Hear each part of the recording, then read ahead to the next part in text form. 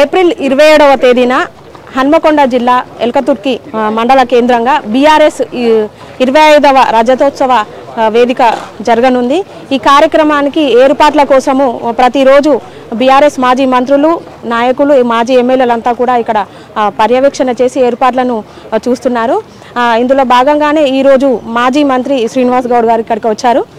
అసలు రజతోత్సవ ఏర్పాట్లు ఏ విధంగా జరుగుతున్నాయి అనేది విషయం తెలుసుకుందాం। నమస్తే అండి, ఎట్లా ఉంది ఏర్పాట్లు, ఎట్లా ఉన్నాయి, బీఆర్ఎస్ పార్టీ భూమి ఎట్లా ఉంది?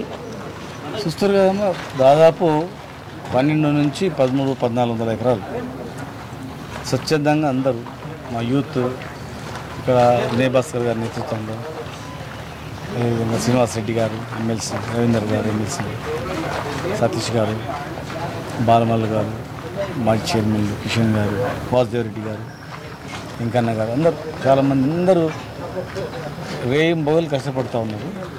ఎందుకంటే పబ్లిక్ లక్షల మంది వస్తారు, అసలు ఊహించని స్థాయిలో వస్తున్నారు। ఒకటి మా పార్టీ కార్యకర్తలనే కాకుండా జనరల్గా రైతులు, ముఖ్యంగా రైతులు అన్ని పార్టీలు పోవాలి, కేసీఆర్ గారు ఏం మాట్లాడుతారో చూడాలి, అది స్వచ్ఛందంగా చూడాలి, అది డైరెక్ట్గా టీవీలలో కాదు అని చెప్పి వాళ్ళే స్వచ్ఛందంగా బుక్ చేసుకొని వస్తారు। కనుక ఇది ఈ రజతోత్సవ సందర్భంగా, సభ సందర్భంగా ప్రజలు ఏంటంటే ముఖ్యంగా ఇది చాలామంది ఇక తిరుగుబాటు వస్తుంది ప్రభుత్వం మీద, బాగా తిరుగుబాటు వస్తుంది। శ్రీలంకలా వేరే దేశం ఇది డెమోక్రటిక్ కంట్రీ కనుక అట్లా చేయనికి రాదు। అలా కోపాన్ని మేము సార్ ఏం ఆదేశం ఇస్తారో మేము డైరెక్ట్ వస్తాం, చూస్తాం అనే దానిలో చాలామంది పార్టీ కార్యకర్తలు కాక న్యూట్రల్ పర్సన్స్ చాలామంది వస్తున్నారు పెద్ద ఎత్తున। మొత్తం పార్కింగ్ కూడా ఒక 4 ప్లేస్లలో అలగలగా అన్ని జిల్లాలకు సపరేట్ పార్కింగ్ కూడా ఏర్పాటు చేయడం జరిగింది। ఈ సభ తర్వాత ఖచ్చితంగా ప్రజలలో భరోసా వస్తుంది। ఎందుకంటే ఇప్పుడు సార్ ఏం చెప్పకుండా కామున్నాను అనుకో, 1.5 year అయింది, మనం ఏం చేస్తలేదు। ప్రభుత్వం కూడా అరే సార్ ఊరుకోవడం అనేది భయం అని ఉంటుంది, సరి చేస్తారో చూస్తారు।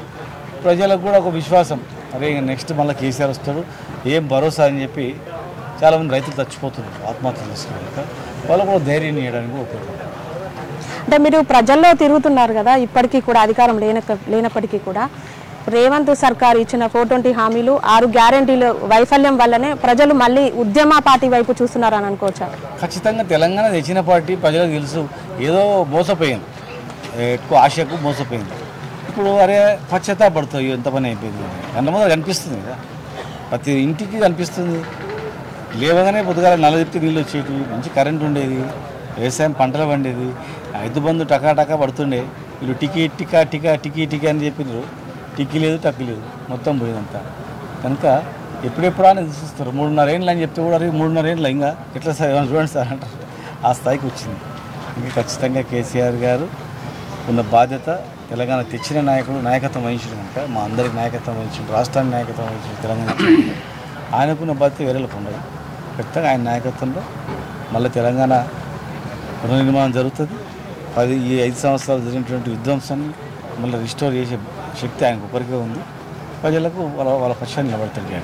ఇంకొకటి అన్న, ఇప్పుడు సీఎం రేవంత్ రెడ్డి ప్రభుత్వము ఈ సభకు సంబంధించి ఇట్లాంటి ఎన్ని సభలు పెట్టుకున్నా, ఇంకే కార్యక్రమాలు చేసుకున్నా ఉద్యమ నేత కేసీఆర్ ప్రభుత్వం రాదు, ఖచ్చితంగా మళ్ళీ లోకల్ బాడీ ఎలక్షన్లలో కూడా కాంగ్రెస్ అధికారంలోకి వస్తుందని చెప్తున్నారు। పెట్టమను, రేపు లోకల్ బాడీ ఎలక్షన్ 42% రిజర్వేషన్ ఇచ్చి బీసీలకు రిజర్వేషన్ ఇచ్చి పెడతానని కదా, బీసీలకు 42% రిజర్వేషన్ ఇచ్చి లోకల్ బాడీ ఎలక్షన్ పెట్టమని చెప్పండి।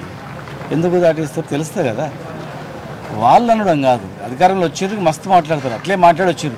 ప్రజలను అడగండి, మీరు బస్ స్టాండ్లో పోయి అడగండి, కుమ్మరులో కుండలు చేసుకున్న అడగండి, ఒక నాయిబ్రాహ్మణ్ షాప్కి పోయి అడగండి, లేకపోతే కూరగాయలు దుగ్నంకి పోయి అడగండి, రైతు చేనుకాడికి పోయి అడగండి చెప్తారు। వాళ్ళు అడిగితే వాళ్ళు చెప్పాలి, మీరు డైరెక్ట్ లైవ్ పెట్టి అడగండి।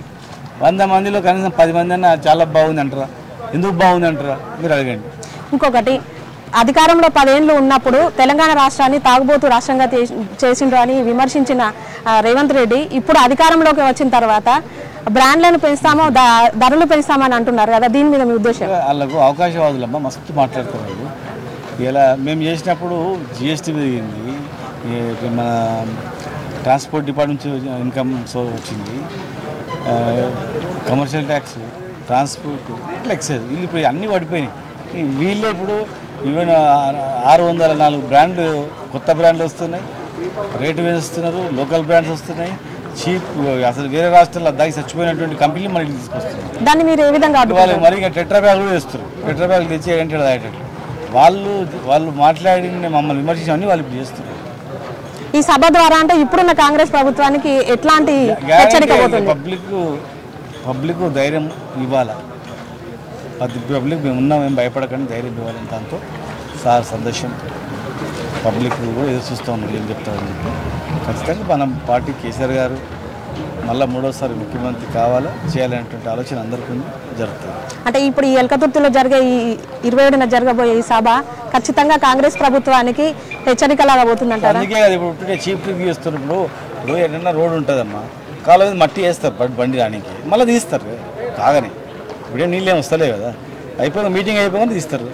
దాన్ని అడ్డుకోవడము, రాజకీయం చేయడము, బండ్లలో ఇట్లా చేయడము, బెదిరియడము, బస్సులు లేకుండా బెదిరి అట్లా చేస్తూ ఉన్నారు. వాళ్ళు ఎన్ని చేసినా నడుచుకుంటానే వస్తారు. ఇది ఎవరెన్ని కుట్రలు చేసినా ఏప్రిల్ 27న జరగబోయే బీఆర్ఎస్ సిల్వర్ జూబ్లీ వేడుక అనేది ఖచ్చితంగా జరుగుతుంది. దీని ద్వారా ప్రజల్లో కూడా ఒక అవగాహన జరుగుతుంది. ప్రజలంతా కూడా ఇప్పటికే కేసీఆర్ను మళ్ళీ సీఎంగా చూడాలని అనుకుంటున్నారు. రేవంత్ సర్కార్ చేసిన వాగ్దానాలు, హామీలన్నీ కూడా తుంగలో తొక్కారని, వాళ్ళు చాలా ఇబ్బందుల్లో ఉన్నారని, స్వరాష్ట్రము తెలంగాణ సుభిక్షంగా ఉండాలంటే మళ్ళీ కేసీఆర్ గారు రావాలని ఈ సభ ద్వారా ఖచ్చితంగా పెద్ద ఎత్తున కాంగ్రెస్ ప్రభుత్వానికి నినాదం ఇస్తారని చెప్తున్నారు మాజీ మంత్రి శ్రీనివాస్ గౌడ్ గారు. ఎల్కతుర్తి గ్రౌండ్ నుంచి కెమెరా పర్సన్ సతీష్తో సోనీ, వరంగల్ టైమ్స్.